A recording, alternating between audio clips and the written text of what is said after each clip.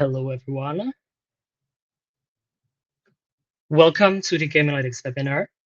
Today, our panel will discuss A/B testing and segmentation. My name is Soma Zupka, and I'm the marketing manager at Game Analytics.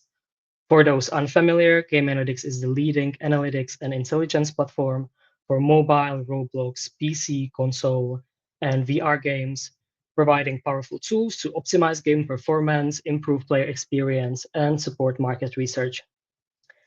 We understand that A/B testing and segmentation are essential for all developers to optimize player experiences, and we've always offered robust A/B testing and remote config features. But building upon this foundation, we are soon launching user analysis, which is a new addition to our already expanding portfolio of tools. And this tool will help you to segment users based on behaviors, attributes, and provide you deeper insights through funnels, retention metrics, distribution analysis, and more. For us, it's an important step to equip you with all the comprehensive tools you need in every stage of development. So please keep an eye for our communication channels so you don't miss the launch. You can already sign up for a waitlist and get the launch offer. Without further ado, I would like to introduce your host, our senior technical product manager, Anton Ljakovic. Anton. Yeah, thank you, Thomas. And welcome, everyone. I appreciate you joining us today. And together with our two guests, as Thomas mentioned, we will explore LB A/B testing, live ops, segmentations, related strategies across PC and mobile games. And these are broad topics, and we could talk about them like 4 hours, and we have only just one. So let me begin with introducing our panelists. The first, please welcome Sergey Vasyuk, Live Operations Director at Wargaming. Hi, Sergey.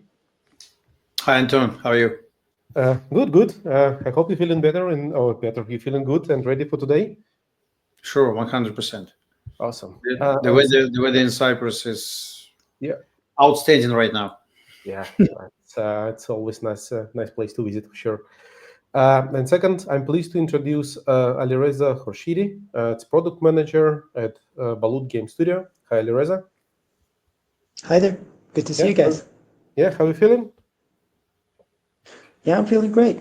Thank you so much. Glad to be with you guys here today, and I'm looking forward to a good chat. Yes, awesome. So, gentlemen, thank you for being with us here today. And would you like to say a few words about you before we dive into the section? Sure, who will start? I can start. I'm Sergey Vasyuk from Wargaming. I've been with the company over 13 years, leading live ops for World of Tanks PC recently. My focus has always been on turning operational data into personalized players' value across events, monetization, and long-term retention. I'm also the author of running a successful live service game, a book that explores how to operate games beyond just content update. During this webinar, Thomas will share a special 20% discount code for the book. So stay tuned. Yeah, just use this opportunity. It's a really interesting book for sure. Alireza? Okay, I'm Alireza from Balut Games, and I joined in about 3 years ago at the studio after I graduated from university.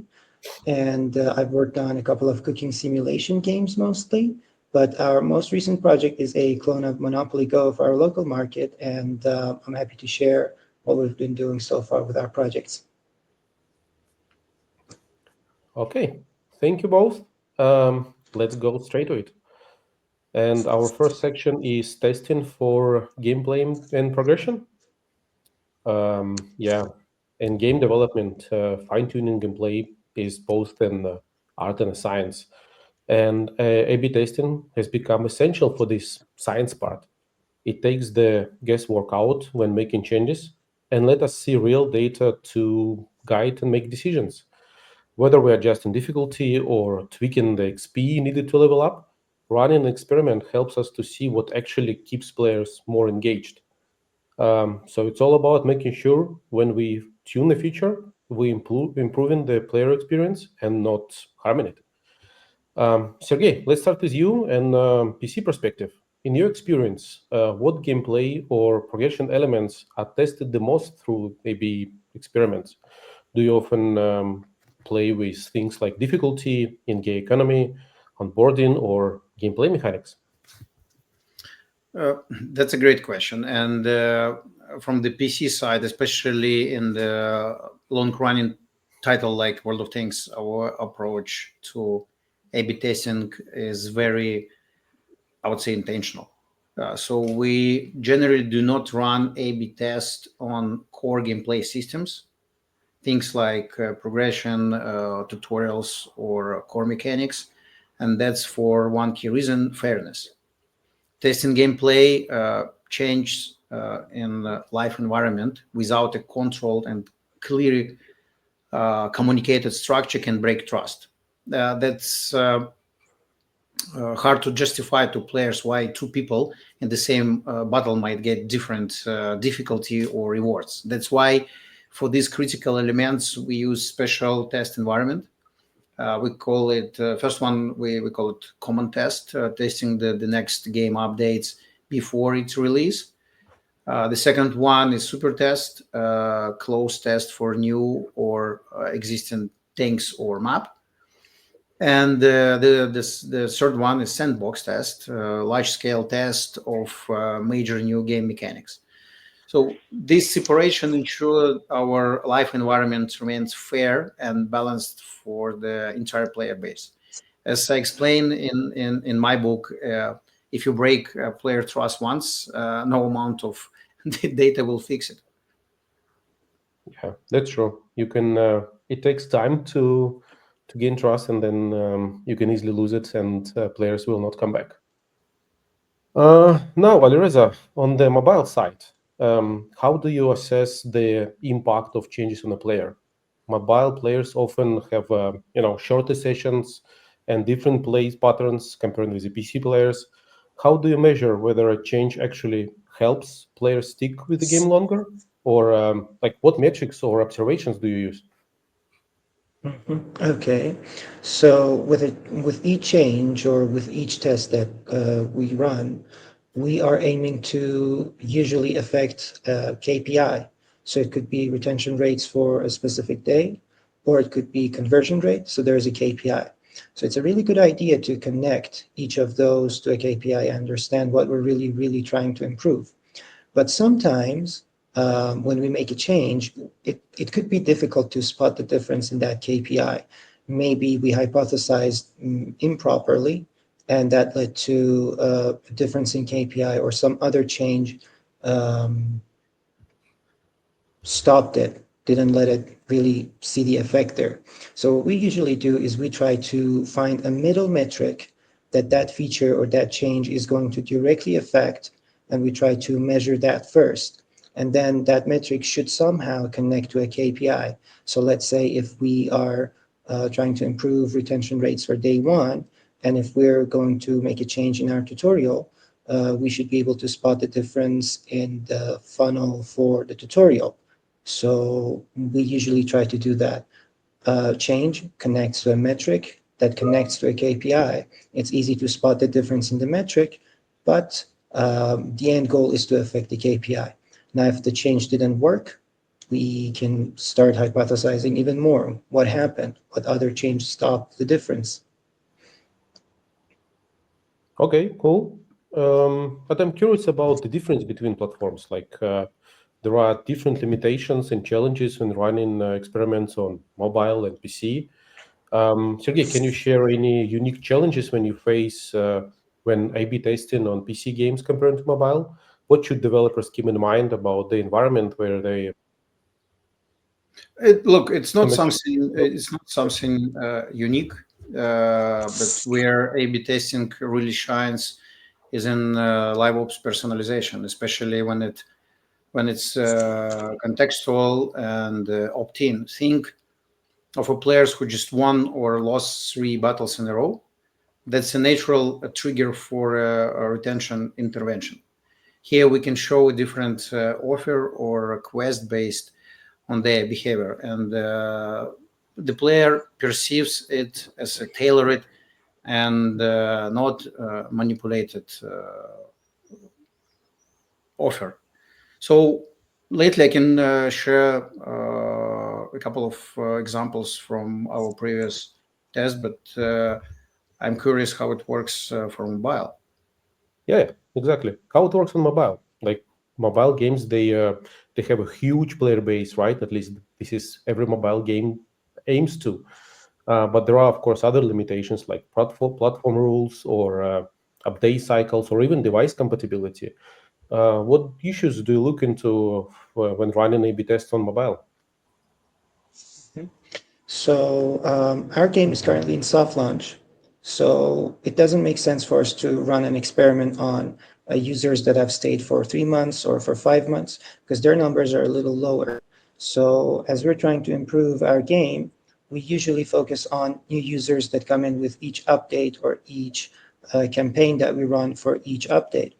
So it's like for every 2 weeks, we have a new update, and then we have to make sure what changes we make and if we have enough time to study them properly and then make decisions fast and ship another update or ship another A/B test that we can easily sort of have enough time to study.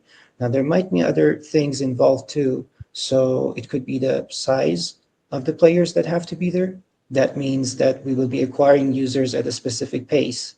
So we have 2 weeks, and if we're going to run an A/B test that requires like more users than we can afford, then that might reduce the priority of that test, and some other test comes up. Like at the end, we have to just be on the lookout for different aspects of both development and the KPI we're trying to improve, and how our marketing team can support us with user acquisition. Okay, obviously. As you know, we have 10 minutes per section, and we get into this wrapping up the first section. But before that, let's talk about results. Actually, the reason why we run all these tests. Can each of you share a quick example of an A/B test that had a big impact on players' retention or engagement or player behavior? Sergey, do you have an example of when game experience led to a noticeable improvement on your side?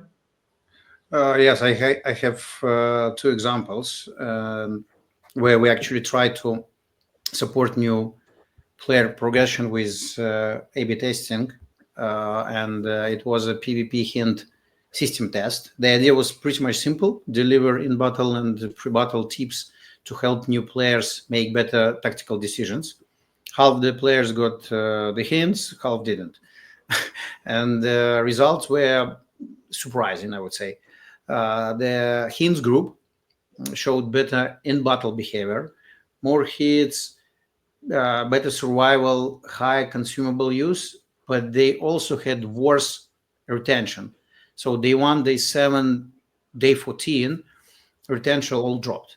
Why? Likely cognitive overload. Too many tips, too early, across too many topics. As I say in my book, information that feels helpful to developer may feel like noise for the player. And on the other hand, we run a proxy shop for re-engagement. So we call this test the outlet. And we targeted two different segments. One, win-back players. We took players who were inactive for 30, 180 days. And the second segment was players flagged by churn prediction model. And they were given a limited time store and the soft currency earned through daily battles. No real money involved, just gameplay. And it drove approximately plus 4.5% increase in average battle count in some regions, and showed that progression style incentives with clear goals can drive for engagement without direct monetization pressure. So, the nutshell, from what I said before, A/B test for core system, in our case, equals isolated environment, no live. But A/B test for live ops, it equals personalized. So it means personalized, fair, and behavior triggered. And always measure more than just one metric. Look at the retention, conversion, lifetime value. So that's your compass. So yeah, very interesting. Alireza, what about you? Do you have any experiment that led to unexpected spike in player retention or progress? Actually, in our clone of Monopoly Go, there are multiple cities in the game. So in order to progress in the game, you have to complete a city and then move on to the next and then move on to the next. And we noticed a noticeable churn in the first four cities of the game. So we thought that maybe we need to make a change over there to help players progress further. And since some of our live ups were starting at our fifth city, so we can push them forward, and they're going to get hooked with our live ups more, and then they're going to stay more often. But then our team came up with the idea to rework the entirety of those cities in the beginning. So those four cities were to be reworked. But then we have to be on the lookout that we need to keep creating more cities and keep adding content to the game, because that's going to be one of the reasons players are going to stay. They want to acquire more, they want to own more cities. So we had to find an adjustment over there.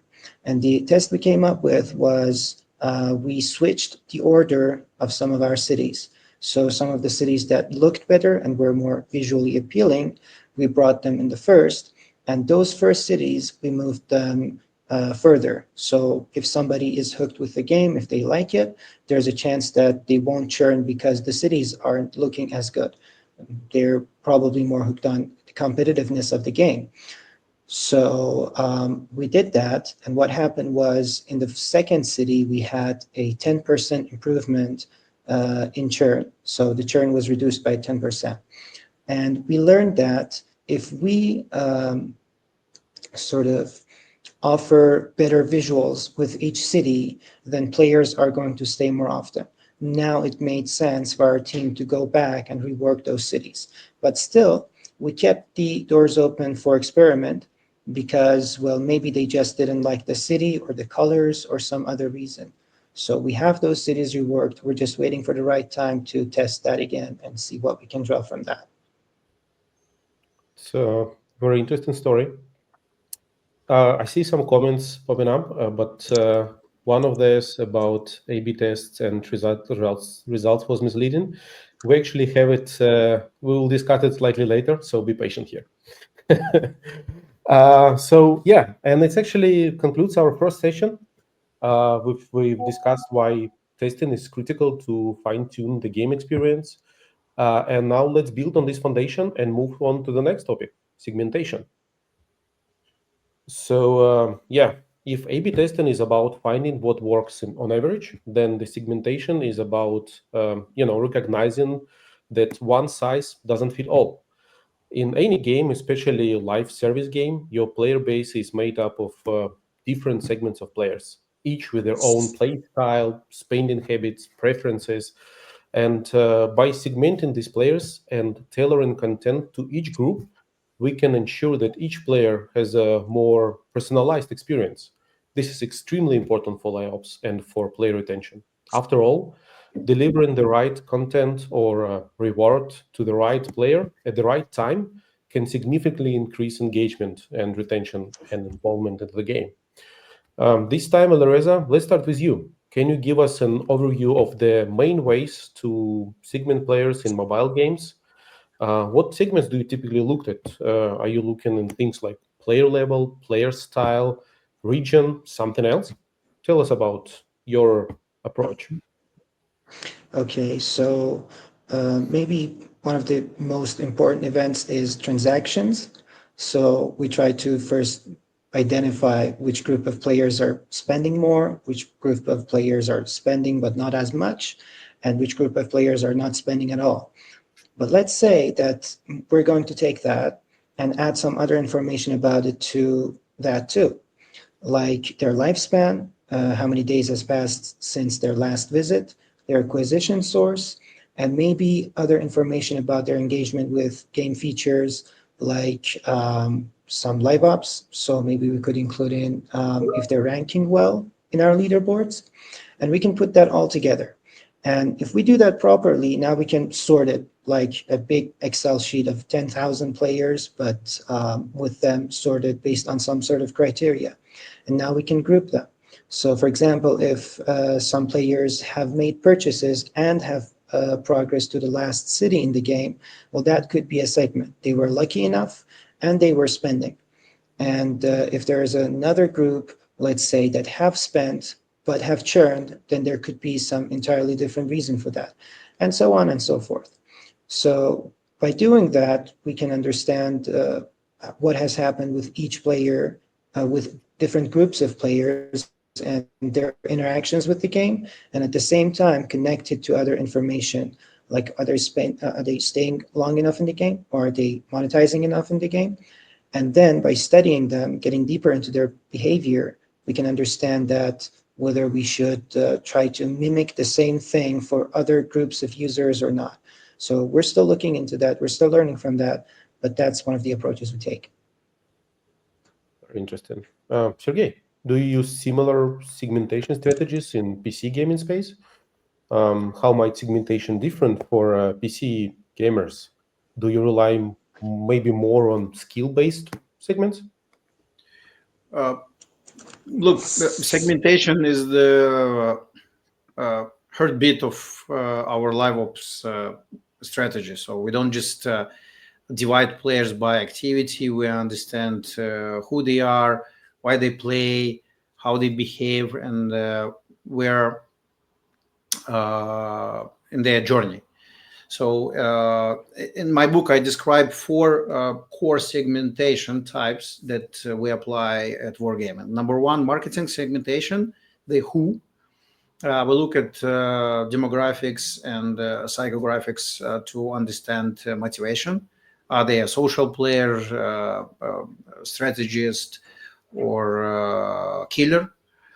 Number two, motivational segmentation, the why. For instance, using models like Quantic Foundry, we identify those motivated by mastery or competition and serve content that aligns with their intrinsic reason to play. Number three, behavioral segmentation, the how. This includes engagement, payment behavior, and playtime loops. Great examples are segments like whales, dominator, or casual players that are defined by play frequency, skill level, and payment history. And the last one, life cycle segmentation, the when. So we track if players are newbies or in the middle of tanks tree progression. That help us personalized onboarding, progression incentives, or win back offers. So these are four main type of segmentation that we are using not only in reporting but also in more proactive approach for our personalized offers, tips, and other activities from live ops perspective. Very interesting. Okay, so okay, we have segments. We define them. Now let's connect them to action. How do we use these segments to personalize events or offers in practice? Alireza, on the mobile side, how do you use segmentation to tailor in-game events or special offers for each player group? Mhm. So one of the things we recently did in the game is we launched an in-game survey where players participated in the survey and they answered questions like their age, their gender, their favorite feature of the game, their favorite board game, their favorite mobile game, their preferable time of day to play video games most often. So, and many questions like that. And then we took that and when we connected it to everything else that was happening in the game. And we realized that maybe players who like strategy games more often, there was a correlation that indicated they liked games with higher graphics too. And we separated them and we studied whether they had spent more often in the game or not. And we had now different groups of players based on what they liked. And that helped us really understand what type of players we're building the game for. So we could adjust for marketing, where we had to create ads that would bring in the type of users that are more valuable to us. And then we try to keep out the players that are not as valuable for us. Like one of the interesting things that happened was I was interviewing a couple of our users, and one of them was this 10-year-old boy. And once I asked him, "What happened? You haven't visited the game for a couple of days." He answered, "I'm sorry. I was hungry, and my mommy called me for lunch. But I promise I'm going to come back to your game and I'm going to play it." So I really learned that if I bring the right product to the right customer, I can understand what is happening. Otherwise, as often as I A/B test, as often as I try to study what is going on, they are not going to behave properly in the game. So that helped us a great deal. And every time we try to ship a new feature or add a new theme to the game, we ask ourselves, what is the persona of our game? What are they going to like? And we try to design or the themes closer to that persona type so it's more appealing to them. It was quite a strong promise from young boy. Let's hope he keeps his promises, especially comparing with my kids. Okay, so really good story. Sergey, perhaps you can give an example from the PC side. What are the ways you ensure that each segment gets content that is relevant for them? Yeah, let me give you a couple of examples how we are utilizing those for types of segmentation. Let's say behavior segmentation in for live ops personalization. So we are targeting casual mid-core players. We tailor offers around short boost of value, like simplify missions or low-cost bundles. For dominators or whales, we introduce exclusive content or access to premium content because they expect high skill, high reward loops. For monetization campaign, when we are concentrating on conversion, reactivation, and upsell, we are using a slightly different approach. Let's say for conversion for non-payers, we try to give first purchase bundle and time-limited low-friction offers.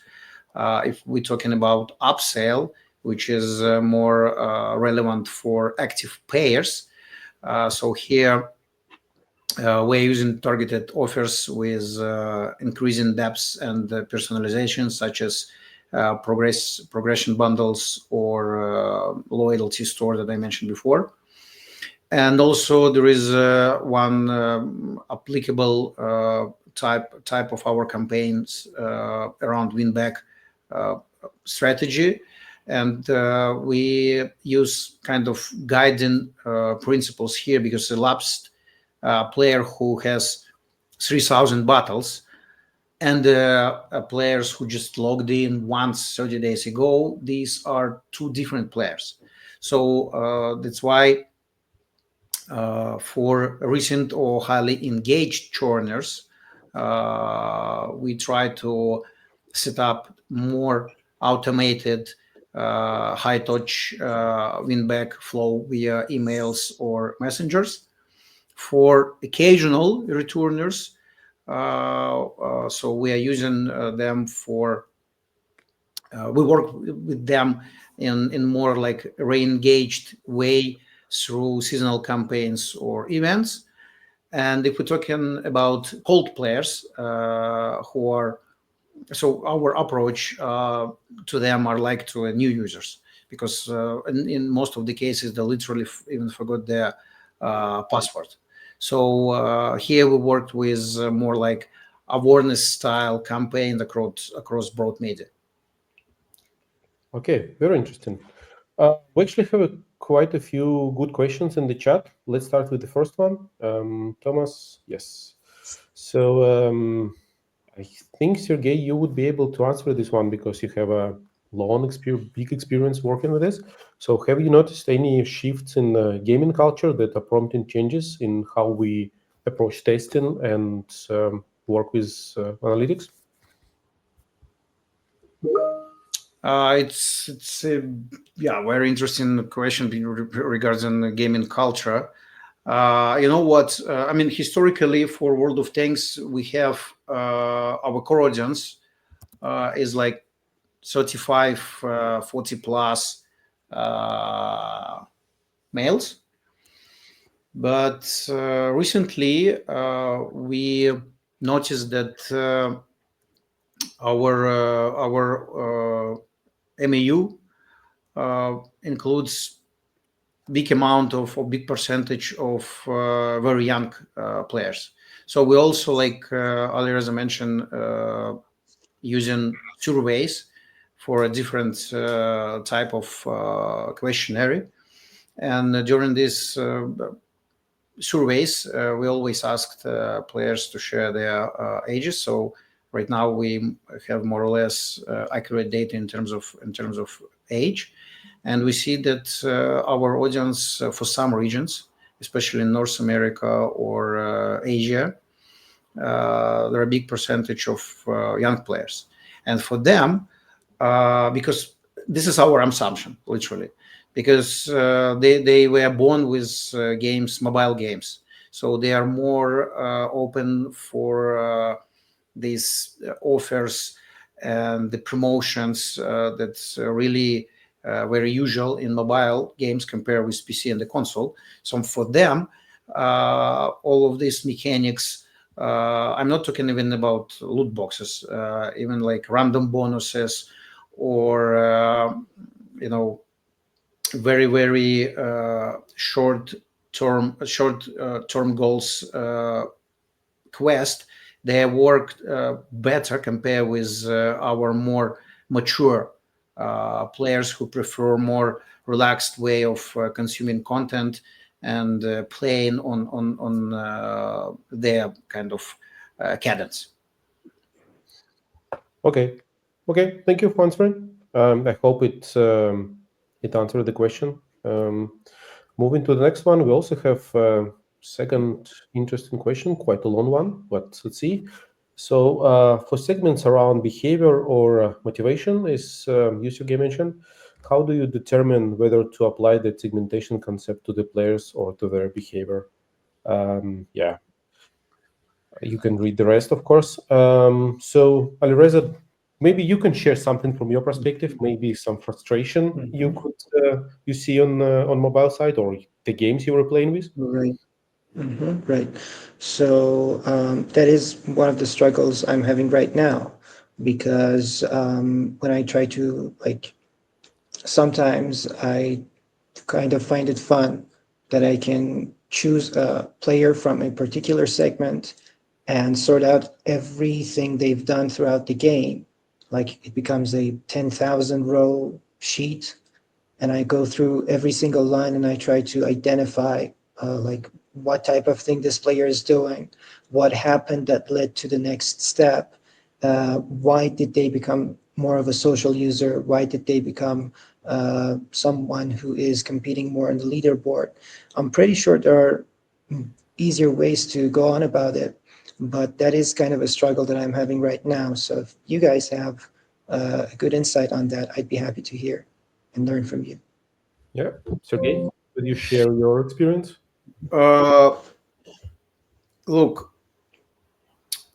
um, regarding to this question, I mean, I can share how we utilize this motivational segmentation for our live ops event. So what we notice is that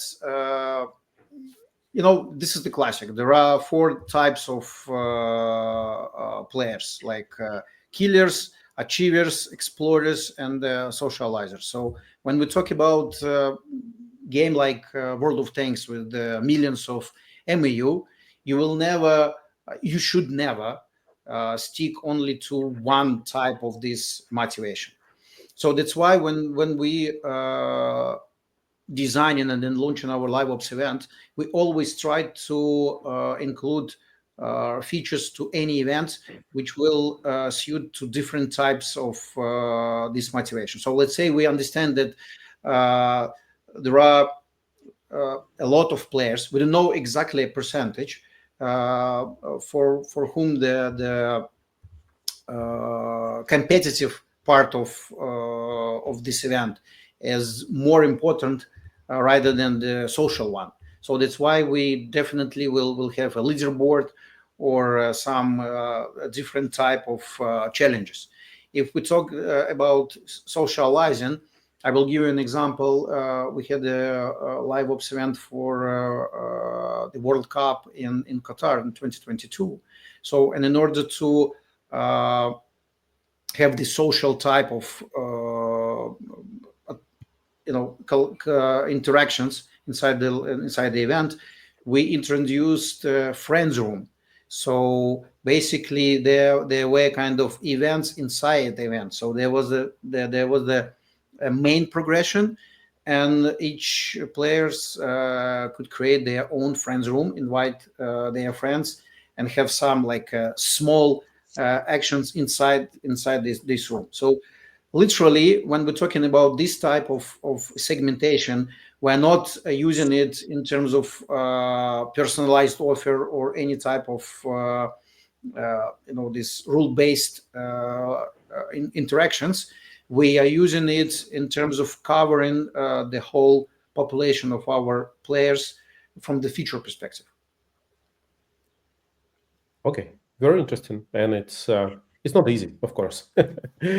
So let's move to the section 3. The key takeaway is from the section 2 is that segmentation allow us to treat different players differently, so each group feels valued. With that in mind, let's move to the section 3, where we combine the A/B testing and segmentation. This is where the things gets really powerful. It allows us to refine our ideas. Instead of simply asking what works for the average player, we can ask what works best for each group of players. And testing different ideas across specific segments, we get a better understanding of players' behavior. Sometimes an experiment might show a small overall improvement, but when you break it down to the segment, you can find it providing a huge benefit to new players, for example, but maybe have zero impact on veterans. Sergey, let's start with you. How do you use player segments to prioritize or design A/B tests on PC games? When you plan experiments, do you decide in advance which players you want to target, or tell us how segmentation affects your testing strategies? Look, the power of A/B testing really comes to life when it's combined with player segmentation, but only if you first define the goal. So segmentation plus testing depends on intent. Are we trying to reactivate, upsell, cross-sell, or win back? Once the goal is clear, we design the offer and the test around that segment's context. Let's say where we are targeting players who have not converted to payers. If we know the player has hit, let's say, tier 6, but stop progressing, we don't just throw them a discount. We test different nudges. One group gets a booster, another gets a mission that leads to meaningful reward. So what works for Dominator won't work for casual mid-core players. So that's why in my book I write that A/B testing is not about yes or no. It's about how much and for whom. Yeah, exactly. Well, how much? Now, Alireza, let's talk about monetization and monetization testing on mobile. It's often key area when player segments differ, right? How do you approach A/B testing around monetizations or in-app purchases? keeping segmentation in mind, of course. Okay, so after we've left out all the 10-year-olds that are not worth studying, we learned that we need to bring in proper users who are worth studying, who are going to get hooked with a feature like our leaderboards. So one of the things that happened with our latest update, we were trying to test something to improve our conversion rate. And we looked up a couple of things, and one of them was sourcing from a particular feature. And then using user analysis, we were looking into our leaderboards. And the thing about our leaderboards is that it's full of bots for each player. So we were just doing that in order to test whether we are going to get them hooked or not, and study them first without having to go through the hurdle of creating an online infrastructure to keep our players online and then resolve that. We once had a bad experience with that, so we tried to encapsulate our users in that place where they're only going to compete with bots, and we can measure that. So bottom line, we were studying that, and about 100 users were ranking in the top 5 of our leaderboard. So we decided to ideate whether we can make it more difficult for our users to compete in the leaderboard. And we came up with 3 different tiers of difficulty. And we turned that into an A/B test. So now we are measuring and how it's going to affect their conversion rate. And if they're converting, are they going to convert more often or not? And the thing about it is that in the first few days, I noticed that our control group was converting more often. And as time passed, they got together the conversion rates. And then I'm still waiting to see if there's going to be any difference over there or not. Okay, okay, interesting for sure. Sergey, what about live op events on in PC games? Do you ever run experiments specific to certain segments during live events or updates? How do segmentation and A/B testing fit together when you're dealing with ongoing content on PC?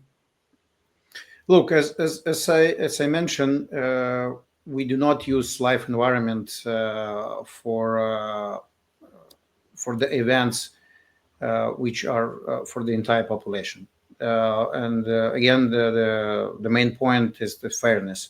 And literally, at the end of the day, you cannot analyze it properly without a proper control group. So yes, there are a lot of different ways of analyzing it with the so-called synthetic control group, but we usually do not use it on kind of daily basis. So I will give you kind of different perspective in terms of size and the structure of our A/B test. So because we have very interesting cases when we want to test, let's say, pricing for rare premium tanks, because here we have a slightly different problem. On paper, it looks very easy. So you want to test your price elasticity, go and test it. But if we talk about the very expensive offers, sometimes the purchase value is so low that splitting players kills the sample. So in those cases, we may need to roll out nearly globally the whole test and compensate with the longer observation window. So in this case, time becomes the variable instead of audience size. Okay, okay. Well, we have 15 minutes left for this webinar, and we have one more section to cover. So let's wrap with this with the third one, where we just learned that segmentation can really power A/B testing by highlighting where changes matter most and protecting the game experience for each group. And now it's our final section where we talk about some surprising results and lessons learned from the testing. This is personally my favorite part because hearing the stories about um, data that surprised you, yeah, there are a bunch of them really funny. As game developers or as a developers, we all have our own intuition and strong feelings about what players will like or how certain change will pay out. But sometimes, A/B test results can make us say, "Wow, we didn't really expect that." So, Alireza, let's start with you. Have you ever run an A/B test where the results were completely unexpected? Maybe a feature you thought would be, hit, but ended up, nothing basically, or a small change had a huge impact on the players. Okay. So I have two stories actually. One of them was from a cooking simulation game that we had, and there are two resources in the game. One of them is coin, and the other one is gem, and gems are always harder to get.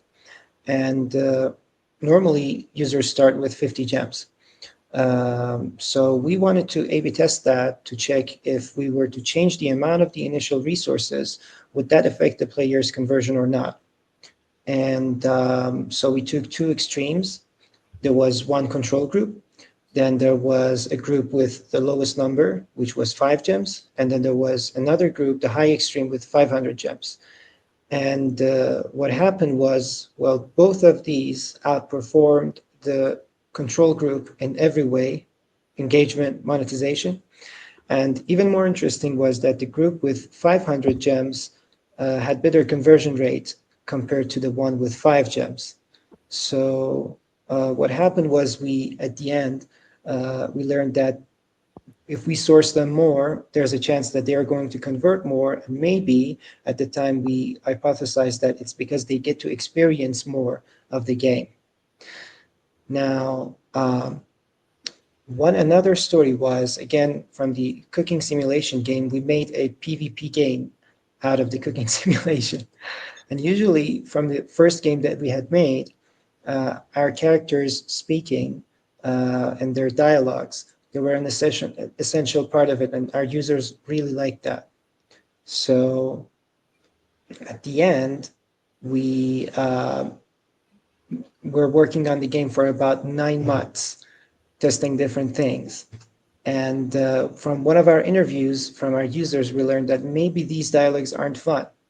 So we created a test group where we shut the characters up. Was having a better conversion rate in the test group. Everything was just better. Engagement, conversion rates, monetization, all of that was better. So that was interesting about that. Okay, Sergey, how about you? Well, Yeah, maybe tell us about experiment or change that surprised you. yeah, we definitely had our fair share of surprises. One that really stuck with me. We were running a test to compare discount strategies. One group got a deep discount, another got the same prices but with discounted labels. The classic the strict throw or and the percentage of tag, and the result, the labeled group with unchanged prices brought 5% more revenue. So the test taught us something very interesting. Never assume obvious thing. Don't that don't need to test. So player don't always respond to mass; they respond to framing. So in my book, I talk about this often. So A/B testing isn't just performance tools; it's a way to challenge assumptions baked into product thinking. Okay, very, very interesting. Okay, we have a relevant question from the audience from Patrick. Have you run an A/B test where the results was misleading? Maybe you thought one path was better, but it intended, you know, different consequences.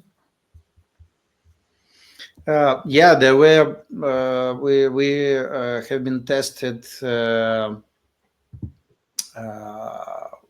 One interesting thing that's we wanted to test how boosters increase battle tempo. and the data looked great at first, but it turned out boosters were also available in another part of the game. So this is the problem when you are operating a 15 years old game with very complicated systems. So it's sometimes really hard to know where some content available for our players. So at the end, we literally doubled counting the impact. That's a classic example of what I warn every time. Your test is only as clear as your data. So that's why even right now we always have a process of peer review of any our results, no matter how great they are.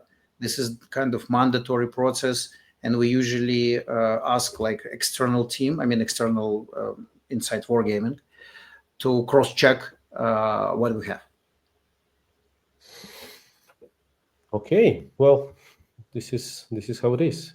Now, Alireza, I want to touch on segmented insight specifically. Have you ever discovered something particularly shocking? Maybe you find out that a certain group of players behaved in a way that you wouldn't know, or if you only look on the on the average. Mhm. Well, let me see. Mm, a group of players behave in a way that's unexpected.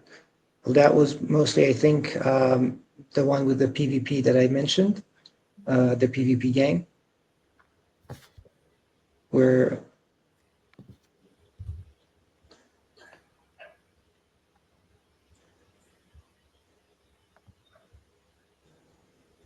I think we were talking about some cooking simulator before. You were talking Mhm. users special levels and gems getting from them. No, Right, doesn't. yeah, that one. That's the one, yeah. The one where we adjusted those initial values like 5 gems, 50 gems, 500 gems. That was really, really an interesting one. But aside from that, I can't think of anything else at the moment. Okay. Okay. Maybe have you ever had a feature or idea that was popular internally, something that your team or you particularly thought that it could be a big win, but when you actually test it and see the numbers, it wasn't so great. Mhm. Mm, I think again with that one, I would say the dialogues for the characters. So we were really like I would say our developers spent 3 months adjusting those dialogues just to make sure that we get them right for the players. And for 9 months, it was the part that we never thought would be problematic with our users. So we went on, we tested anything that we could think of. We tested our infrastructure to make sure that players are connecting well, and that didn't work. We tried adjusting our design data, which was how many upgrades they're able to make, how much they have to spend in the game, and that didn't work. And over time, like after 9 months of trying anything, we just ended up trying out A/B testing their dialogues, and we learned that that was working. So it was time lost, but then again, it was a good experience that sometimes the things that we miss out are just really, really close, and we just have to look properly into the product. Okay, cool. Very interesting insights. We have time for a few more questions. So the first one is from Mustafa. If a test result disproves hypothesis you strongly believed, would you consider changing something in it, or would you accept the result? Did you guys have you had any Look, experience? and I would say in our case right now it's more or less straightforward process. I mean, because we started this live ops testing in 2015, and of course I remember that especially at the beginning there were so many ideas that everybody thought potentially could bring us millions of dollars. But then when you create a system which run like 15, 20 different hypotheses every month in our case. So at the end, it becomes kind of pretty much daily routine. So, and you are not overexcited or vice versa about your hypothesis, because in the end, in our case, 75, almost 75% of all our tests, they go down to the drain without and most of them because we didn't have statistically significant result. That's it. And we for the test we have a very high expectation in terms of accuracy. So back to the question, I mean, yes, if we like very very strongly believe and after first attempt we do not see what we wanted to see, maybe we will adjust offer groups or the bundles inside these offers. But usually we just go to the backlog, take another 10, and that's it. Okay, thank you, Sergey. And we have time for one last question. When developing a new game, how do you protect the development team and their testing requirements from the executive team? Alireza, do you have any experience with that? Okay, so if I've understood the question properly, we want to do something and we know that it might lead to better results, but then somebody comes in and asks, well, how is it going to affect that thing that you're going to do? And in my experience, something else might be different. Well, at times like these, the important thing I've realized is I need to know what a change is going to affect, and that would be my two-sided blade. So if it affects it, well, good thing. And if it doesn't, well, that's on me. So sort of like acting like a bridge over there to make sure that we know why we're testing something and what it's going to affect. And if there's going to be feedback on it, we take it, we process it, and then we make a decision on it, and then we let them know. So sort of like acting like a bridge over there. Thank you for your answer. Well, we almost run out of time. This has been a fantastic discussion. We tried to cover really broad set of questions, yeah, I want to thank you both, Sergey and Alireza, for sharing your insights from both PC and mobile perspective. I want to thank audience for joining us. We hope you find this talk is useful for your own projects. Keep experimenting, keep innovating. Good luck with your games, and happy testing. Thank you very much for being here. Thank you. Thank you very much.